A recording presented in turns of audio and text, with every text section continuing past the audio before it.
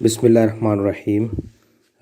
آج کا میرا لیکچر کرونا وائرس کے اوپر ہے اور اس کا جو دنیا بھر میں ایفیکٹ ہو رہا ہے اکانومی کے اوپر، اس کے اوپر یہ تھوڑا سا ڈیٹا شیئرنگ ہے آپ کے ساتھ۔ لیکن اس سے پہلے میں آپ کو یہ بھی بتاؤں کہ میں نے جو فنڈامنٹل آف کرونا وائرس ہے یا اس کو ہم میڈیکل پوائنٹ آف ویو سے کیسے دیکھ سکتے ہیں اور اس کے کچھ ایفیکٹ ہیں اکانومی کے اوپر، وہ میں نے ڈسکس کیے ہیں، لیکن اس میں زیادہ ٹچ جو ہے وہ میڈیکل پوائنٹ آف ویو سے تھا۔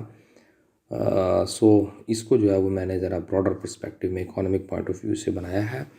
تو سب سے پہلے یہ ہمارے لیے دو پوائنٹ آف ویو سے ہیلپ فل ہے، جس میں انٹرنیشنل ریلیشن ہے اور کرنٹ افیئر ہے، اور لیکچر کو میں نے بنایا میرا نام، اور آج 26 مئی 2020 ہے، کرونا وائرس کے اکانومی کے اوپر افیکٹ۔ آئیے ہم اس کو سٹارٹ کرتے ہیں۔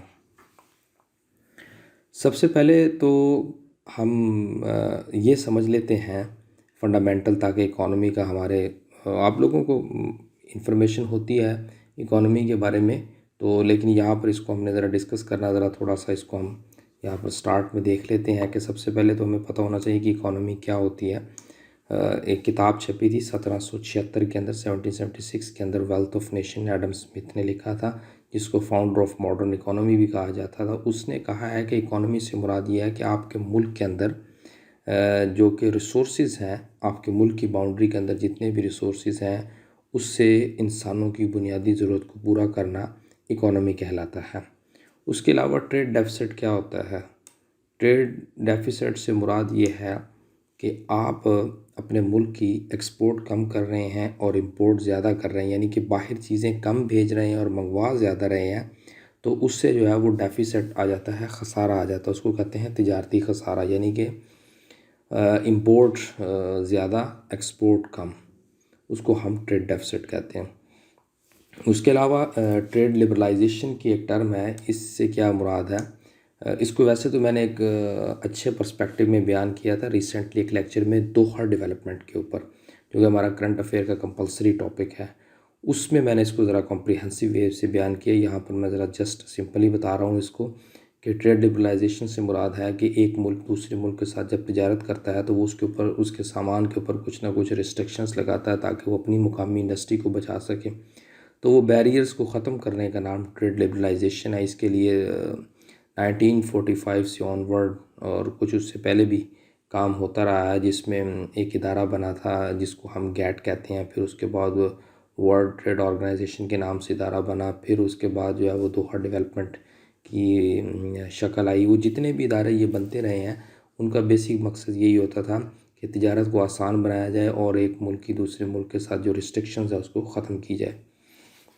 اس کے علاوہ پھر ہمارا اس میں بھی اہمیت ہے بجٹ ڈیفیسٹ کیا چیز ہوتی ہے۔ بجٹ ڈیفیسٹ سے مراد یہ ہے کہ آپ کی آمدن کم ہے اور اخراجات زیادہ ہیں، تو اس کو ہم بجٹ ڈیفیسٹ کہتے ہیں۔ تو کرونا وائرس کے سمٹمز کیا ہیں؟ تو ویسے تو میں پہلے آپ کو یہ بھی بتا دوں، کچھ رانگ قسم کی انفارمیشن بھی پھرتی ہے کہ جناب اس کا ہالی ووڈ میں ذکر ہو گیا تھا 2014 میں، تو یہودیوں نے ایسے بتا دیا تھا، ویسے بتا دیا تھا۔ بھائی کرونا وائرس جو ہے وہ 1999 سے آن ورڈ چلا آ رہا ہے۔ جو کووڈ-19 ہے، یہ ایک نام ہے وائرس کی فیملی کا، اور یہ 7ویں ٹائپ ہے دنیا کے اندر جو ہے کرونا وائرس کی۔ تو اس کا وجود جو ہے وہ اب کا نہیں ہے، 1999 سے 1999 سے آن ورڈ یہ چلا آ رہا ہے، اور اس کے مختلف نام تھے۔ جس طرح 2003 میں سارس آیا تھا چائنا کے اندر، اسی کے بعد پھر ایک اور مرس لیول کا ایک وائرس بھی آیا تھا اسی کے اندر، مڈل ایسٹ کے اندر۔ کہنے کا مطلب یہ ہے کہ اس کا وجود جو ہے وہ کوئی 2014-15 کا نہیں ہے، یہ جو ہالی ووڈ اور بالی ووڈ فلم انڈسٹری میں دکھایا جاتا ہے، کیونکہ ہمارے یہاں پاکستان میں لوگ ریسرچ کرتے نہیں ہیں، جو بھی کوئی کام ہوگا وہ یہودیوں کے ذمہ ہی ہم ڈال دیتے ہیں۔ تو اس کی اب سمٹمز کی بات کرتے ہیں۔ اس کی میجر 2 سے 3 سمٹمز ہیں، ویسے تو ڈیٹیل میں اگر کوئی سننا چاہے تو اس کے اوپر میرا لیکچر اویلیبل، آپ سن سکتے ہیں۔ اس میں جو ہے وہ فلو ہوتا ہے، اس کے علاوہ جو ہے وہ ٹیمپریچر آپ کا ہائی ہو جاتا ہے، بخار ہوتا ہے، اور اس کے علاوہ جو ہے وہ سانس لینے میں دقت ہوتی ہے، شارٹ بریدنگ ہوتی ہے اس کے اندر۔ یہ کرونا وائرس کے سمٹمز ہیں۔ باقی احتیاط کے لیے ہم دیکھتے ہیں کہ سینیٹائزر اور ماسک وغیرہ کا یوز ہے۔ اب ہم آتے ہیں کہ اپنے اصل ٹاپک کے اوپر، کہ ہمارا اصل ٹاپک کیا ہے۔ یہ کرونا وائرس میں سب سے زیادہ اس وقت جو چیز متاثر ہو رہی ہے وہ ایویشن انڈسٹری ہے۔ ایویشن انڈسٹری نے گلوبلائزیشن کو بہت زیادہ جو ہے وہ سپورٹ کیا ہے، کیونکہ جس آدمی نے تجارت کرنی ہے اس کو ایک جگہ سے دوسری جگہ جانا بہت آسان ہے، پارسل بھیجنا بہت آسان ہے۔ تو اس میں پاکستان ریسنٹلی تو خسارے میں تھا ہی تھا، لیکن ہمارے ایک اچھے آفیسرز کے اس کو چلانے کی وجہ سے ایئر انڈسٹری کو، ہماری ایئر انڈسٹری بہتر ہو گئی تھی اور اس سے خسارہ کم ہوا تھا۔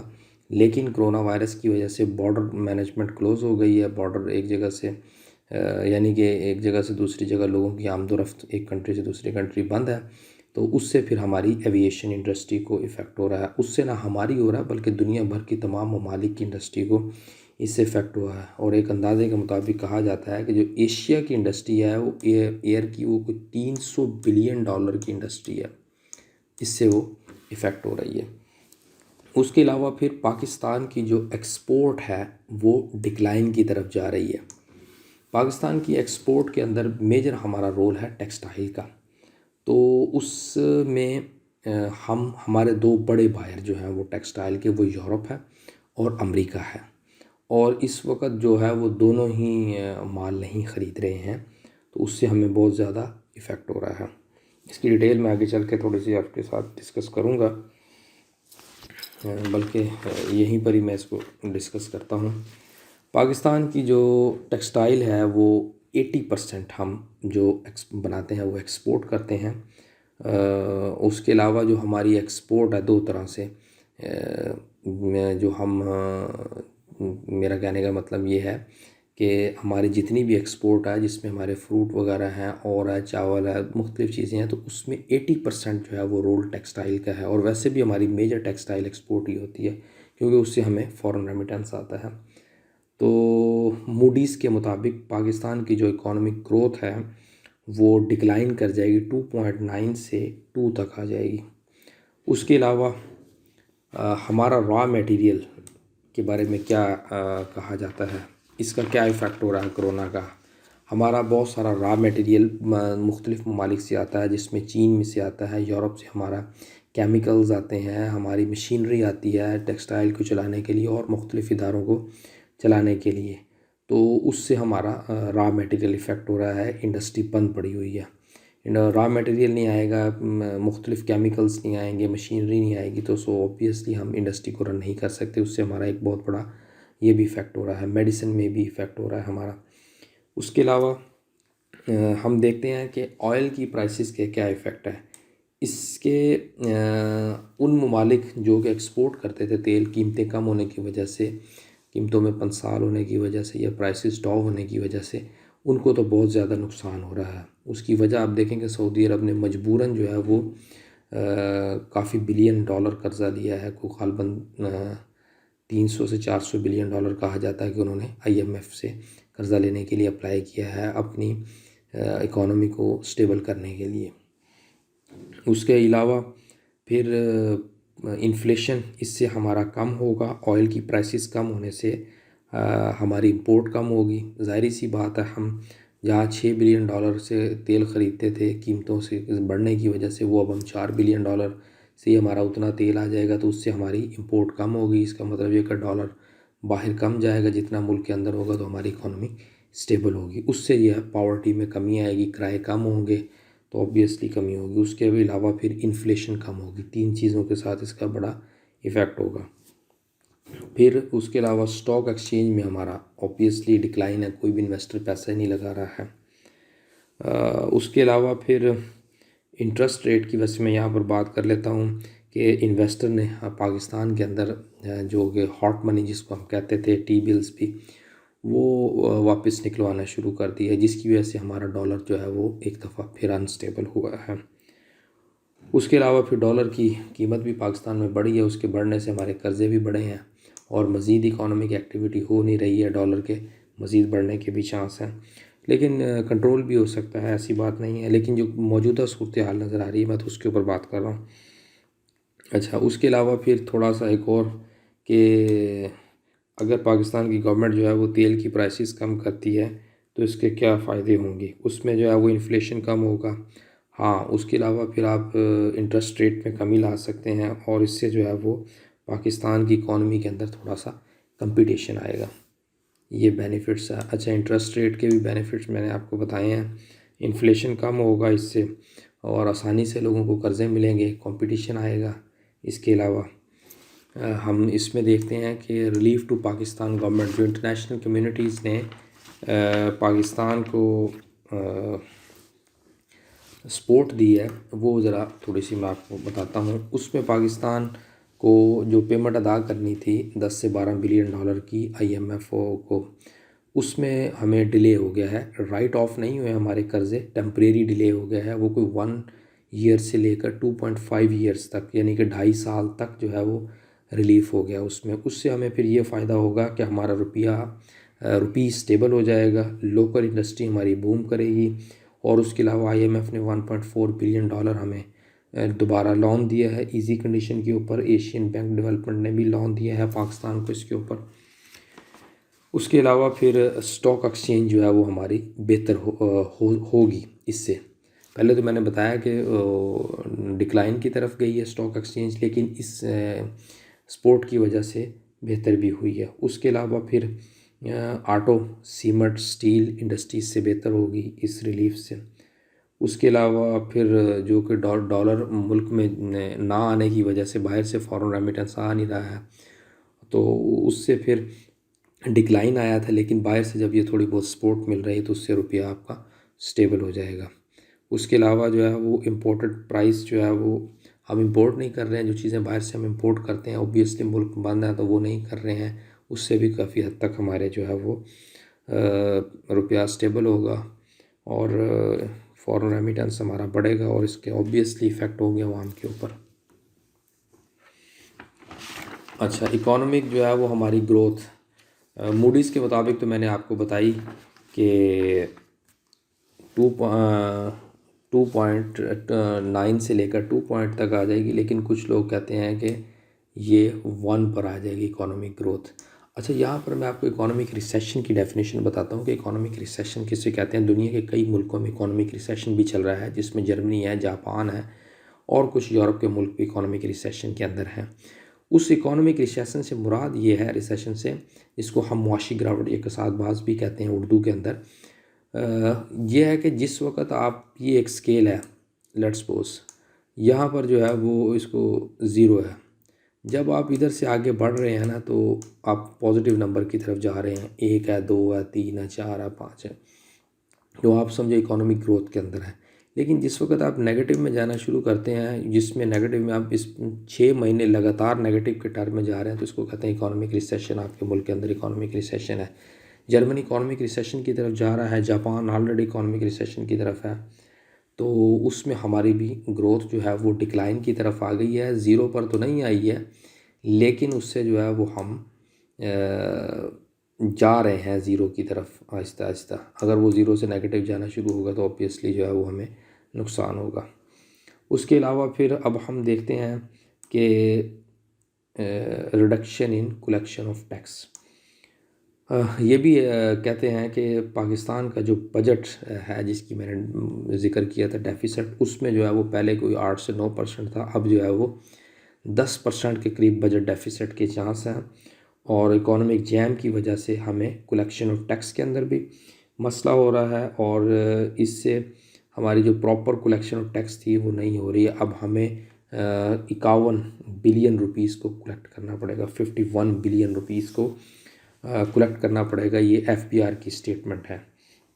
اس کے علاوہ ہم اب وہ کلیکٹ کیسے کرنا ہے، وہ یہ اس کے لیے وہ سوچ رہے ہیں کہ اس میں کہ پیٹرولیم لیوی ایک گڈ سورس ہے ٹیکس کو کلیکٹ کرنے کا. پھر سپر ٹیکس یا کرونا ٹیکس لگانے کی سوچ رہے ہیں. اس کے اندر کرونا ٹیکس کے اندر جس کا گھر 2 کروڑ یا اس سے زائد کی مالیت کا ہے، اس کے اوپر ٹیکس لگانا چاہ رہے ہیں. اس کے علاوہ جس کے پاس 1000 سی سی سے بڑی گاڑی ہے، اس کے اوپر ٹیکس لگانے کا سوچ رہے ہیں. تو یہ اس سے جو ہے وہ ویلتھ اکٹھی کریں گے کافی حد تک. اس سے ان کو جو ہے وہ سپورٹ ہوگا. آئل پرائسز دوبارہ دنیا میں بڑھنا شروع ہو گئی ہیں، اس سے پھر اوبیسلی ہمارے اکانومی کے اوپر افیکٹ ہوگا. اگر کرونا کی وجہ سے ملک جام رہتے ہیں اور آئل پرائسز مزید بڑھتی ہیں تو پھر افیکٹ ہوگا.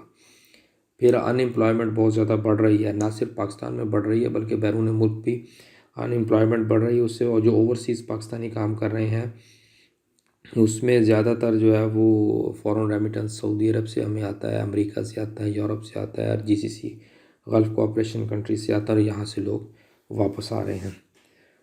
تو اس کے علاوہ پھر کرپشن کی میں آپ کو تھوڑی سی ذرا بتاتا ہوں، اس سے ہمارے ملک کو تو گہرا نقصان ہو ہی رہا ہے۔ اس میں اب شوگر اور پاور سیکٹر کا ایک بہت بڑا مافیا پاکستان میں کام کر رہا ہے، اس سے ہمارے جو ہے وہ اکانومی کو ایفیکٹ ہو رہا ہے بہت زیادہ۔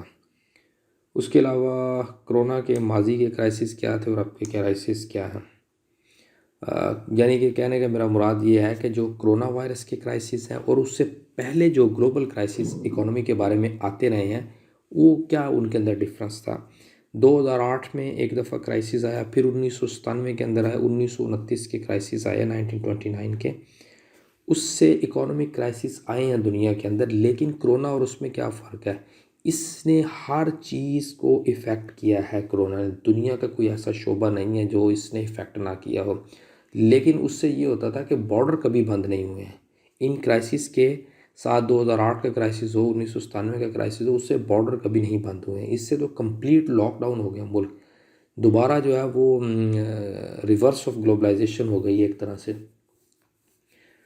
تو اس میں پھر آپ دیکھیں کہ ٹریڈ ہے، انڈسٹری ہے، ریٹیل پرائس والے ہیں، کوئی بھی ہے، کنسٹرکشن والے، سب اس سے افیکٹ ہو رہے ہیں۔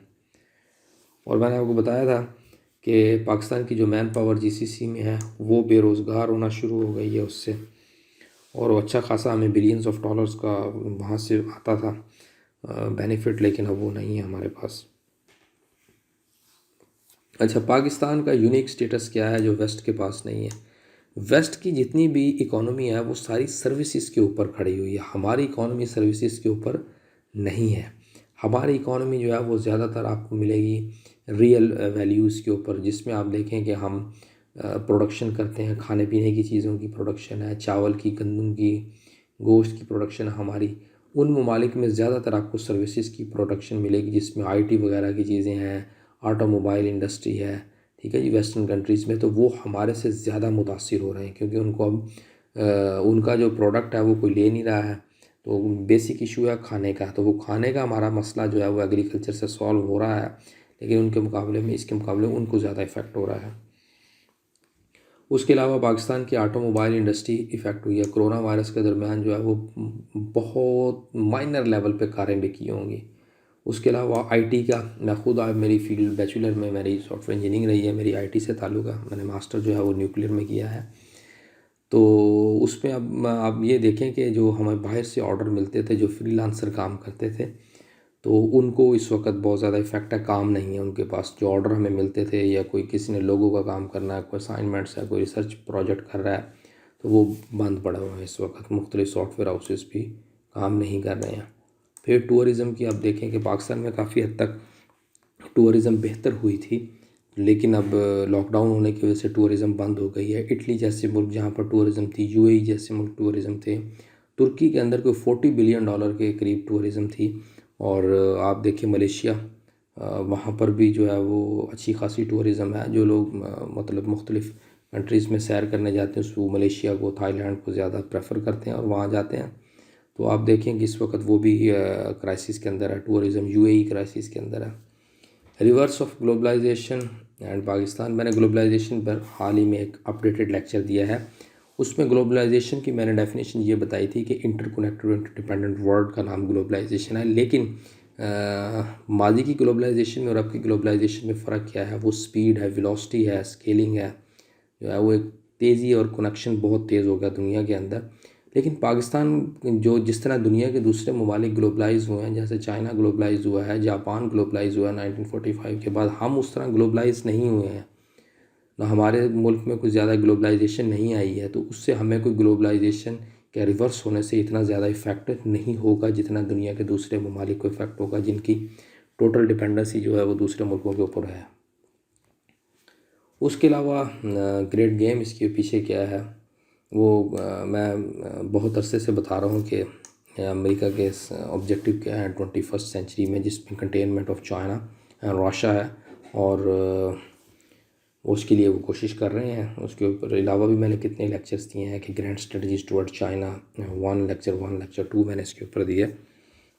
ڈاکٹر ہینری کیسنجر جو کہ جن کا سیکرٹ وزٹ کہا جاتا ہے چائنا کے لیے، انہوں نے وزٹ کیا اور چائنا کے لیے انہوں نے ایک رستہ کھولا تھا 1971 سے آنورڈ. جولائی کے مہینے میں آئی تھنک وہ آئے تھے چائنا میں. تو انہوں نے ڈپلومیٹک ریلیشنز کو بہتر کیا اور ٹریڈ دنیا کے دونوں ممالک سے سٹارٹ کی، اور دنیا کی سب سے بڑی جو ہے وہ ٹریڈ انہی دو ملکوں کے درمیان ہوتی ہے، 400 سے 500 بلین ڈالر کی ٹریڈ.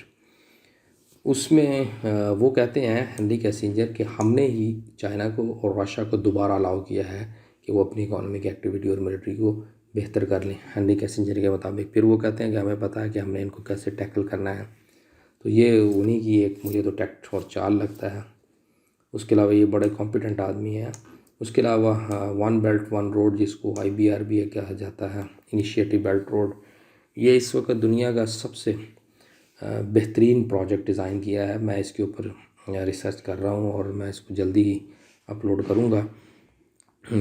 اس میں جو ہے وہ جو پرانا تھا جو جس کو سلک روڈ کہا جاتا تھا، دنیا کی پہلی گلوبلائزیشن بھی اس کو کہی جاتی ہے، فرسٹ میلینیم آف گلوبلائزیشن. تو وہ ایک یہ جو پروجیکٹ ہے جس کی 2027 تک 1.2 سے لے کر 1.7 ٹریلین ڈالر کا تخمینہ ہے اس کے بارے میں، جس کی شہرک جو ہے وہ جگلر وین پاکستان ہے. تو اس کو روکنے کے لیے بھی کام ہو رہا ہے، اور اس کے لیے ایک آلٹرنیٹ امریکہ نے دیا ہے جس کو بلیو ڈاٹ نیٹ ورک کہتے ہیں. وہ میں اپنے لیکچر میں بتاؤں گا جب میں وہ IBR کے اوپر 1 بیلٹ 1 روڈ کے اوپر کام کروں گا. کیونکہ چین کے اس پروجیکٹ کے اندر آپ ذرا دیکھیں کبھی کہ 3 بر اعظموں کو یہ زبردست طریقے سے کنیکٹ کرا ہے، جس میں ایشیا، افریقہ اور یورپ ہے. دنیا کے ریسورسز بھی یہیں پر ہی پڑے ہوئے ہیں، زیادہ تر ریسورسز ایشیا اور افریقہ میں. ایشیا کی آبادی جو ہے وہ 60% ہے پوری دنیا کا، 15% جو ہے وہ پوری دنیا کا افریقہ کے اندر ہے، اور 10% یورپ کے اندر ہے. تو بائر بھی یہی ہیں، کنزیومر بھی یہی ہیں، اور ریسورسز بھی یہیں پر ہی ہیں. تو یہ ان سب کو کور کر رہا ہے، دنیا کی 85% پاپولیشن کو کور کرنے جا رہا ہے یہ. اس کے علاوہ اس میں ٹارگٹ کنٹریز زیادہ تر کون سے ہو رہے ہیں، ہر آدمی کا اپنا اپنا ویو ہے. جس میں اٹلی ٹارگٹ اس لیے اس میں زیادہ ہوا تھا کہ وہ اس کا چائنا کا بہت بڑا الائے ہے یورپ کے اندر. اس کے علاوہ ایران بھی الائے ہے بہت بڑا، پاکستان اس کی جگلر وین ہے. جب بھی ابھی معاملہ اتنا سٹارٹ نہیں ہوا تو اس وقت چائنا میں سٹارٹ ہوا تھا. تو میں نے ایک لیکچر دیا تھا اور میں نے بتایا تھا کہ پاکستان کا بلوچستان اس سے بہت زیادہ افیکٹ ہوگا، اور یہیں سے کام سٹارٹ ہوگا، اور میں بھی پاکستان کے اوپر پابندیاں ہی نہ لگ جائیں. اور پھر اس کے علاوہ میں نے جب کرونا وائرس کے اوپر یہ بھی بتایا تھا کہ میں کہا ہو سکتا ہے کہ چائنا کے اوپر پابندیاں نہ لگ جائیں. اور اس وقت 33 نئی کمپنیوں کے اوپر انہوں نے کرپلنگ قسم کی سینکشنز لگانے کا تخمینہ دے دیا یونائٹڈ اسٹیٹس آف امریکہ نے. تو اس کے علاوہ پھر اب ہم دیکھتے ہیں کہ چائنا ورسز USA دونوں ملک ایک دوسرے کے اوپر ایک تو بلیم گیم کر رہے ہیں. I don't know who is right who is wrong, لیکن بہرحال یونائٹڈ اسٹیٹس کا جو ہے وہ پرسپیکٹو چائنا کو اس وقت جو ہے وہ دنیا کی گلوبل پاور سے ریجنل پاور میں کنورٹ کرنا ہے. ڈاکٹر برزسکی کی ایک کتاب ہے اسٹریٹجک ویژن، اگر آپ پڑھیں اس میں تو انہوں نے بڑے عرصہ پہلے ہی کہا تھا کہ ہم 2025 سے پہلے اس خطے کو ایک دفعہ بہت بڑی جو ہے وہ افراتفری کے اندر کنورٹ کر دیں گے. اور انہوں نے باقاعدہ اس کے اوپر ڈیٹیل سے لکھا ہے کیا چائنا جو ہے وہ دنیا کی گلوبل پاور ہوگی. تو انہوں نے کہا کہ no it's will be regional power. So اس کو کنورٹ کرنے کے لیے کوشش کر رہے ہیں. سو اوبیسلی چائنا بھی اس میں اپنے آپ کو ڈیولپ کرنے کے لیے کر رہا ہوگا. اصل میں چین کی جو زیادہ تر اکانومک ہے اسٹرینتھ ہے وہ ایکسپورٹ کے اوپر ہے. تو ایکسپورٹ وہ کرتے ہیں پوری دنیا کو، اور ان سے وہ بہت زیادہ فارن ریمیٹنس کماتے ہیں، جس کو وہ میڈ ان چائنا 2025 کا پلان بھی کہتے ہیں. لیکن انفارچونیٹلی پوری دنیا لاک ڈاؤن ہونے کی وجہ سے ان کی ساری جو ہے وہ فارن ٹریڈ بند ہو گئی ہے. یہاں کے لوگ بے روزگار بہت زیادہ ہو رہے ہیں. اس کے علاوہ آپ دیکھیں کہ ہمارے یہاں لوگوں کا ایک کنسیپٹ ہے، جی ہم یہ بیچتے ہیں، چائنا والے جو ہے وہ میڈیکل سٹاف اور اس طرح کی چیزیں بیچتے ہیں. اس طرح انڈسٹریاں نہیں چلا کرتی ہوتی ہیں. یہ آٹو موبائل انڈسٹری بند پڑی ہوئی ہے، سیل فون انڈسٹری ان کی بند پڑی ہوئی ہے. شاؤمی جیسی کمپنیاں جو ہے وہ کرائسس میں آ گئی ہیں، ان کو بینکوں سے لون لینا پڑ گیا ہے. تو یہ ایفیکٹ ان کو ہو رہے ہیں.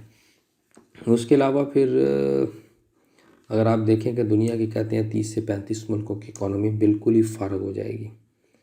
اور ایک اور پرسپیکٹیو بھی ہے اس کا چائنا ورسز USA کا کہ چین جو ہے وہ، بلکہ امریکہ جو ہے دو طرح سے بہت بڑی پاور ہے. ایک تو اس کے پاس فیڈرل ریزرو بینک کا بہت بڑا ویپن ہے. اس کو میں کہتا ہوں کہ آپ اس کو ایسی پاور جس کو کاؤنٹ نہیں کر سکتے ہیں. دوسری اس کی ڈالر کی طاقت بہت بڑی ہے طاقت. آپ دیکھیں دنیا کے کتنے ملکوں کی کرنسی ڈاؤن ہوئی ہے. چائنا کا یوان ڈی ویلیو ہوا. اس کے علاوہ آپ دیکھیں ربل ڈی ویلیو ہوا، اور دنیا کے ملکوں کی کرنسیاں ڈی ویلیو ہوئی جس میں پاؤنڈ ہے، یورو ہے. لیکن ڈالر ڈی ویلیو نہیں ہوا ہے. ڈالر اپنی جگہ مزید طاقتور ہوتا جا رہا ہے. یہ ڈالر کے مقابلے میں ڈی ویلیو ہوئی ہے نا، تو ڈالر مزید طاقتور ہوتا جا رہا ہے. تو ان کے پیچھے جو ہے وہ ایک بہت بڑی پاور پڑی ہوئی ہے، وہ ہے فیڈرل ریزرو بینک. اس کے اوپر میں لیکچر بناؤں گا، what is federal reserve bank, اس کی ہسٹری کیا ہے، وہ کیسے کام کرتی ہے، وغیرہ وغیرہ. اس کے علاوہ پھر نیو ورلڈ آرڈر، دنیا میں کرونا وائرس کے بعد دنیا کے لیے ایک نیا نظام آئے گا. میں آپ کو تھوڑا سا ذرا نیو ورلڈ آرڈر کا سمجھا دوں. اب دیکھیں نیو ورلڈ آرڈر کیا سے کیا مراد ہے.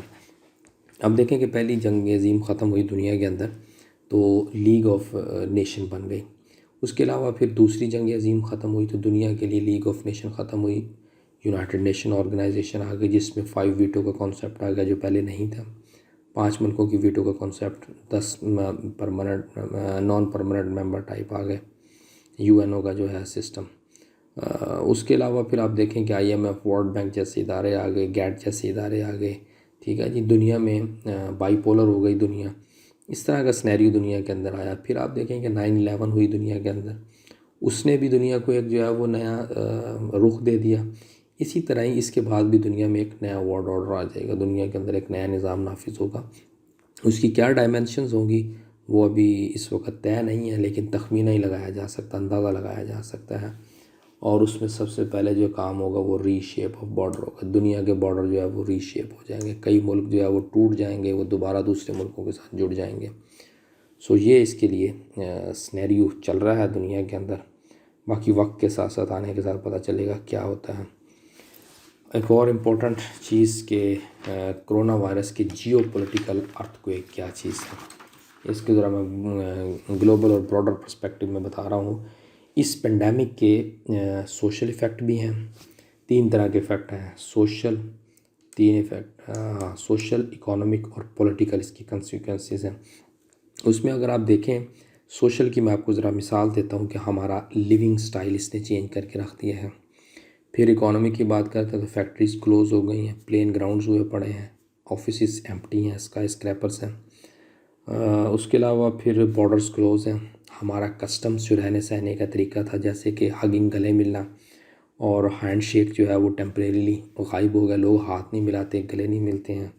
ٹھیک ہے جی. ہماری ہیبٹس تھی یا مسلمس کی ہیبٹ ہے، دوسرے کلچرس میں بھی ہے. اب یہ دیکھیں یہ سوشل چینج آیا ہے دنیا کے اندر. تو اس کے علاوہ پھر آپ دیکھیں کہ اس کے جیو پولیٹیکل ایفیکٹ بھی ہیں.